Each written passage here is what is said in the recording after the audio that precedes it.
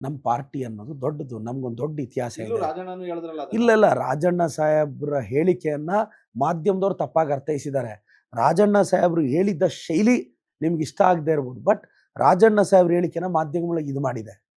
So Rajanna ಅವ್ರು ಏನ್ ಸಾಹೇಬ್ರು ಹೇಳಿದಾರೆ ಅದನ್ನ ತೋರ್ಸವ್ರೆ. ಇಲ್ಲ ಇಲ್ಲ ಅವ್ರು ಹೇಳಿದ್ದ ಇದನ್ನ ರಾಜಣ್ಣ ಸಾಹೇಬ್ರು ವಿರೋಧ ಏನು ಮಾತಾಡಿಲ್ಲ. ರಾಜಣ್ಣ ಸಾಹೇಬ್ರು ನಮ್ಮ ಪಕ್ಷದ ಸೀನಿಯರ್ ಲೀಡ್ರು, ಅವ್ರ ಪಕ್ಷದ ಬಗ್ಗೆ ಅಪಾರವಾದ ಗೌರವ ಇದೆ, ಅವ್ರ ಪಕ್ಷದ ನಿಷ್ಠೆಯಿಂದ ಇದ್ದಾರೆ, ರಾಹುಲ್ ಗಾಂಧಿ ಅವ್ರ ಮಾತನ್ನ ಖಂಡಿತವಾಗೂ ಫಾಲೋ ಮಾಡೋ ಲೀಡ್ರು.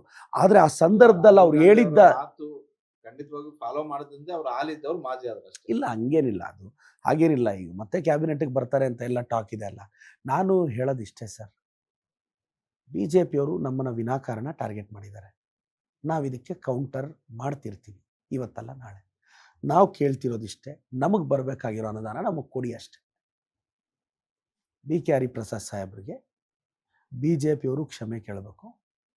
ಛಲವಾದಿಯವರನ್ನು ದೊಡ್ಡದಾಗಿ ಪತ್ರ ಬರೆದಿದ್ದಾರಲ್ಲ, ಛಲವಾದಿಯವರು ದೊಡ್ಡದಾಗಿ ಪತ್ರ ಬರೆದು ಅದರಲ್ಲಿ ನನ್ನ ಹೆಸರು ಬರೆದಿದ್ದಾರೆ. ಅವರು ಕ್ಷಮೆ ಕೇಳಬೇಕು ಬಿ ಕೆ ಹರಿಪ್ರಸಾದ್ ಸಾಹೇಬ್ರಿಗೆ, ಗವರ್ನರು ಕ್ಷಮೆ ಕೇಳಬೇಕು.